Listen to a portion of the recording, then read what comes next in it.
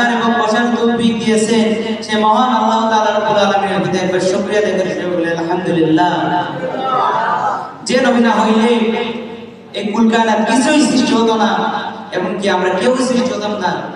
সেই নবীজি সাল্লাল্লাহু আলাইহি ওয়াসাল্লামের প্রতি একবার দরুদ শরীফ পাঠ করে এসে বলি সাল্লাল্লাহু আলাইহি ওয়াসাল্লাম। আমার প্রিয় হাজিরিন, আমি অল্প কিছুক্ষণ সময় আপনাদের সাথে কিছুক্ষণ বক্তব্য দেব। আমি আশা করি আপনারা আমার আলোচনার মনোযোগ দিয়ে শুনবেন। আপনারা বলেন তো, হরি রাসূলুল্লাহ সাল্লাল্লাহু আলাইহি ওয়াসাল্লামকে চিনতো কি চিনতো না? জোরে বলেন, চিনতো। এক পথ দিয়ে রাসূলুল্লাহ সাল্লাল্লাহু আলাইহি ওয়াসাল্লাম হেঁটে হেঁটে যাচ্ছিলেন। এখন এক শিকারী বন থেকে একটি হরিণ শিকার করে নিয়ে এসে ওই পথের ধারে বেঁধে রেখে দিয়েছে। এখন রাসূলুল্লাহ সাল্লাল্লাহু আলাইহি ওয়াসাল্লাম যখন হেঁটে হেঁটে যাচ্ছিলেন, হরিণটি দূর থেকে দেখে হরিণটি মনে মনে দোয়া করল, রব্বুল আলামিন আমার জবানটিকে আটকে দিন, আমি একটু আমার রাসূলুল্লাহ সাল্লাল্লাহু আলাইহি ওয়াসাল্লামের সাথে কথা বলতে চাই। হরিণ বলছে, আল্লাহ আমার জবানটিকে খুলে দিন, আমি একটু রাসূলুল্লাহ সাল্লাল্লাহু আলাইহি ওয়াসাল্লামের সাথে কথা বলতে চাই। যে সময় রাসূলুল্লাহ সাল্লাল্লাহু আলাইহি ওয়াসাল্লাম হরিণের কাছে চলে আসছে, হরিণ ডাক দিয়ে বলে, আসসালামু আলাইকা ইয়া রাসূলুল্লাহ ইয়া হাবিবাল্লাহ হুজুর, আমাকে এই শিকারী আমাকে শিকার করে নিয়ে এসে আমাকে এখানে বেঁধে রেখে দিয়েছে। হুজুর আমার বিয়াদবি মাফ করবেন, আপনাকে একটি কথা বলতে চাই। আমার কিছুক্ষণ আগে আমার দুইটা বাচ্চা হয়েছে, কিন্তু তারা এখনো পর্যন্ত এক ফোঁটা দুধ তাদেরকে খাওয়াতে পারি নাই। আমি ওভাবে রেখে আমি কেমনে থাকতে পারি? আমাকে যদি একটু ছেড়ে দিতেন, আমি চলে যাব, যাওয়ার সঙ্গে সঙ্গে বাচ্চা দুইটা থেকে দুধ পান করে আমি আবার আপনাদের কাছে চলে আসবো। সুবহানাল্লাহ। ফরিদ বলছে, ইয়া রাসূলুল্লাহ ইয়া হাবিবাল্লাহ হুজুর, আমার একটু আগে আমার দুইটা বাচ্চা হয়েছে, কিন্তু আমি তাদেরকে এই পর্যন্ত কিছু খাইতে দিতে পারি নাই। আমাকে যদি একটু ছেড়ে দিতে, আমি একটু বাচ্চা দুইটাকে দুধ পান করি আমি আমার এখানে চলে আসতাম। রাসূলুল্লাহ সাল্লাল্লাহু আলাইহি ওয়াসাল্লাম হরিণটাকে ছেড়ে দিল। হরিণটি দৌড় দিয়ে বাচ্চাদের কাছে যেতে লাগলো। এদিক থেকে বন থেকে শিকারী এসে রাসূলুল্লাহ সাল্লাল্লাহু আলাইহি ওয়াসাল্লামকে বলতে লাগলো, হে মুহাম্মদ, তুমি কি আমার হরিণকে দেখছো? রাসূলুল্লাহ সাল্লাল্লাহু আলাইহি ওয়াসাল্লাম ডাক দিয়ে বলে, ও শিকারী, তোমার হরিণটিকে আমি ছেড়ে দিয়েছি। তোমার হরিণ অল্প কিছুক্ষণের মধ্যে আমার এইখানে চলে আসবে। সুবহানাল্লাহ। রাসূলুল্লাহ সাল্লাল্লাহু আলাইহি ওয়াসাল্লাম বলছে, তোমার হরিণ কিছুক্ষণের ভিতরে আমার এইখানে চলে আসবে। ইহুদি, সেই শিকারী ছিলেন ইহুদি ডাক দিয়ে বলে, হে মুহাম্মদ, বনের হরিণ বনে গেলে আর কখনো ফিরে আসে না। আপনারা বলেন তো, রাসূলুল্লাহ সাল্লাল্লাহু আলাইহি ওয়াসাল্লাম যদি হরিণটিকে ফিরে আসতে বলে, হরিণটি আসবে না? আসবে। ওদিক থেকে হরিণটি দৌড় দিয়ে বাচ্চাদের কাছে গিয়ে বলল, আমার বাচ্চারা রে, তোমরা আমাকে দ্রুত আমার দুধ পান করে নাও, আমার আর জীবনে আর কখনো আমার দুধ পান করতে পারবে না। হরিণ বলছে বাচ্চাদেরকে, বাচ্চারা তোমরা আমার দুধ ছেনবারের মতো পান করে নাও, আর কখনো এমন ভাবে পান করতে পারবে না, কারণ আমি এখন শিকারীর কাছে বন্দী হয়ে গেছি। আমি আমার রাসূলুল্লাহ সাল্লাল্লাহু আলাইহি ওয়াসাল্লামকে দাঁড়িয়ে আমি ওইখান থেকে চলে যাচ্ছি। আমি আবার ওইখানে যাওয়ার পরে রাসূলুল্লাহ সাল্লাল্লাহু আলাইহি ওয়াসাল্লাম চলে যাবেন, তোমরা দ্রুত আমার দুধ পান করে নাও। হরিণের বাচ্চারা শোনার সঙ্গে সঙ্গে বলল, মা তুমি কেন রাসূলুল্লাহ সাল্লাল্লাহু আলাইহি ওয়াসাল্লামকে দাঁড়িয়ে তুমি কেন রেখে আছো? তোমার এই কাজ আমাদের পছন্দ হয় নাই। যতক্ষণ পর্যন্ত আমাদেরকে রাসূলুল্লাহ সাল্লাল্লাহু আলাইহি ওয়াসাল্লামের কাছে না নিয়ে যাবা, আমি তোমার বাচ্চারা আমরা তোমার বাচ্চারা আমরা তোমার দুধ পান করব না। সুবহানাল্লাহ। বাচ্চা দুইটা বলছে, মা তুমি যতক্ষণ পর্যন্ত আমাকে রাসূলুল্লাহ সাল্লাল্লাহু আলাইহি ওয়াসাল্লামের কাছে না নিয়ে যাবা, আমি ততক্ষণ পর্যন্ত তোমার দুধে মুখ লাগাবো না।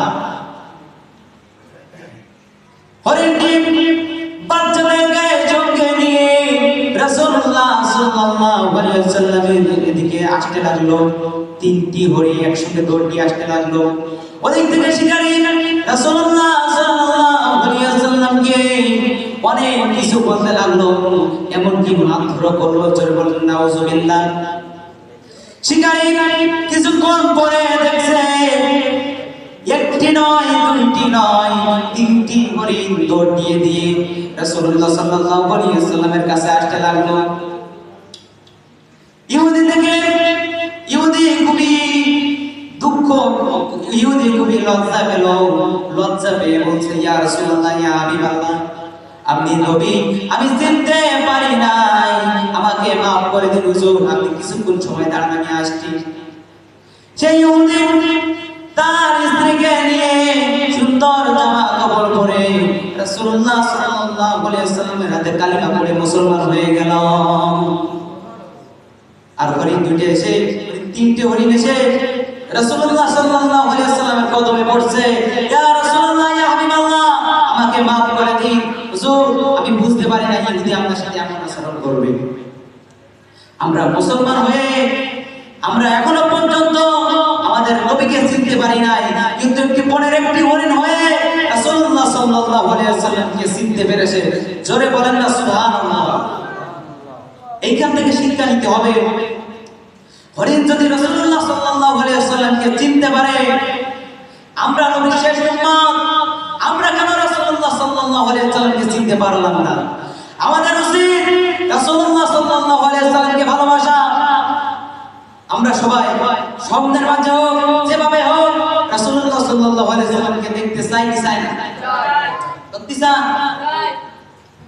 যদি রাসূলুল্লাহ সাল্লাল্লাহু আলাইহি ওয়াসাল্লামকে স্বপ্নের মাঝে যদি দেখতে চান, স্বপ্নের মাঝে যদি দেখতে চান, তাহলে দুরূদ শরীফ পাঠ করতে হবে।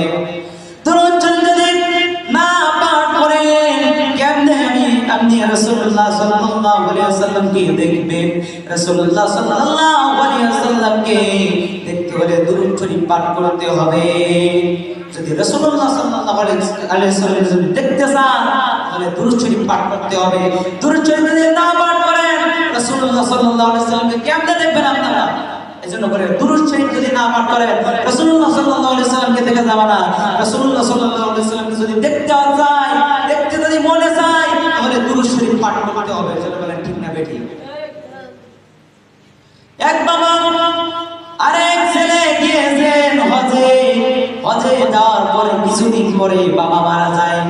বাবার চেহারা বিচ্ছিন্ন অবস্থা হয়ে যায়।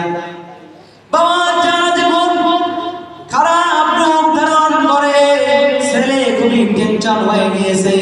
টেনশনে ছেলে একটু ঘুমের ভিতরে এসে গিয়েছে, একটু ঘুমাচ্ছে। ছেলে খুবই টেনশনে, ছেলে একটু ঘুমাচ্ছে, বিশ্রাম নিচ্ছে। ঘুমের ভিতরে সামনে দেখছে রাসূলুল্লাহ সাল্লাল্লাহু আলাইহি ওয়াসাল্লাম সামনের মাঝে এসে দেখে তার বাবার চেহারা সমস্ত শরীরে হাত বুলিয়ে দেওয়ার সঙ্গে সঙ্গে দুনিয়ায় থাকতে তার যেমন চেহারা ছিল, তার 4 ডাবল চেহারা খুলে গিয়েছে। যেরকম সুবহানাল্লাহ। রাসূলুল্লাহ সাল্লাল্লাহু আলাইহি ওয়াসাল্লাম যখন হাত বুলিয়ে দেয়, তার চেহারা এত সুন্দর হয়ে যায়। ছেলে ডাক দিয়ে বলে, ইয়া রাসূলুল্লাহ, ইয়া হাবিবাল্লাহ, হুজুর, আমাকে বলে দেন আমার বাবা কেন এত সুন্দর চেহারা হয়ে গিয়েছে।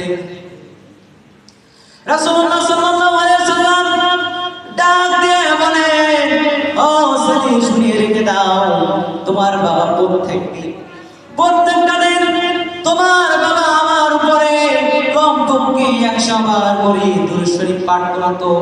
কিন্তু আমি নবী, আজকে আমি দুরূদ শরীফের আওয়াজ আর পাই নাই। আমি যার কারণে আর থাকতে পারলাম না, আমি এখানে এসে গিয়েছি। আমি এসে থেকে এই অবস্থা, সমস্যা হবে না, তোমার বাবার আর কোনো টেনশন করতে হবে না, তুমি যাও তোমার বাবারে নিয়ে দাফন করো। তাহলে বুঝতে হবে রাসূলুল্লাহ সাল্লাল্লাহু আলাইহি ওয়াসাল্লামের দুরূদ শরীফ পড়লে রাসূলুল্লাহ সাল্লাল্লাহু আলাইহি ওয়াসাল্লাম বিপদে আমাদের পাশে থাকেন, ঠিক কিনা বলেন? এখনকার ভাই মৌলভী ভাই রয়েছে, ওই রাসূলুল্লাহ সাল্লাল্লাহু আলাইহি ওয়াসাল্লামের সাথে কুলুক্তি করে তাদের মতন বেঈমানদেরকে এই বাংলার জমিনে কোনো ধরনের জায়গা হবে না, হবে না, হবে না, ঠিক কিনা বলেন? রাসূলুল্লাহ সাল্লাল্লাহু আলাইহি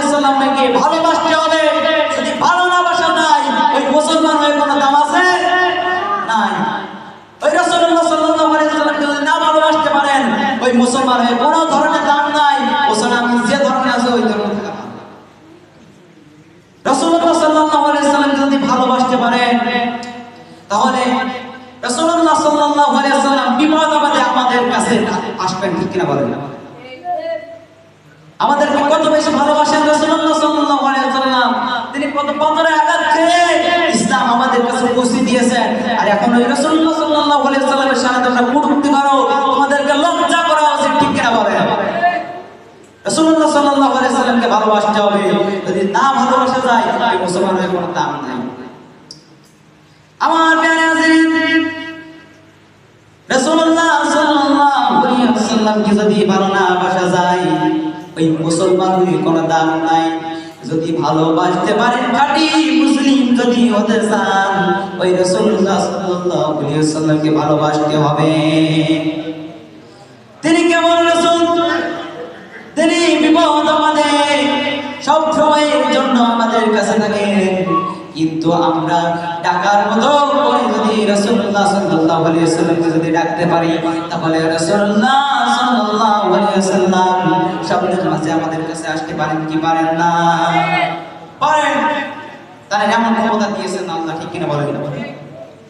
তিনি হলেন রব্বুল আলামিনের বন্ধু, ঠিক কিনা বলেন? তিনি হলেন আল্লাহ তাআলা রব্বুল আলামিনের একদম একদম ক্লোজ বন্ধু। সবাই না সুবহানাল্লাহ। কেমন বন্ধু? রব্বুল আলামিন যে বন্ধুর কারণে এত সুন্দর করে, এত দয়া করে, এত মায়া করে, যেই বন্ধুর ওসিলা দিয়ে এত সুন্দর করে কুল কায়নাত সাজিয়েছে, ওই রাসূলুল্লাহ সাল্লাল্লাহু আলাইহি ওয়াসাল্লামকে যদি আমরা বিরোধিতা করি, তাহলে আল্লাহকে বিরোধিতা করা হবে, ঠিক কিনা বলেন? এইজন্য করে রাসূলুল্লাহ সাল্লাল্লাহু আলাইহি ওয়াসাল্লামকে ভালোবাসতে হবে। সবাই রাসূলুল্লাহ সাল্লাল্লাহু আলাইহি ওয়াসাল্লামের সম্মানের উপর থাকতে হবে। সবাই আমার জন্য দোয়া করবে, আমি যেন একজন আলেম হতে পারি, এবং আমার আব্বু আম্মুর জন্য দোয়া করবে। আর দোয়া করবেন সামনের বার থেকে অনুষ্ঠান যেন আরো বড়ভাবে হয়। আমার তৌফিক ইল্লা বিল্লাহ। আসসালামু আলাইকুম ওয়া রাহমাতুল্লাহি ওয়া বারাকাতুহু।